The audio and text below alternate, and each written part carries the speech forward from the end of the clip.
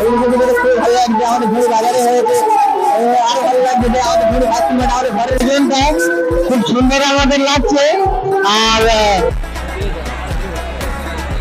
এতক্ষণ দেখা চলেছে নিজেদের মধ্যে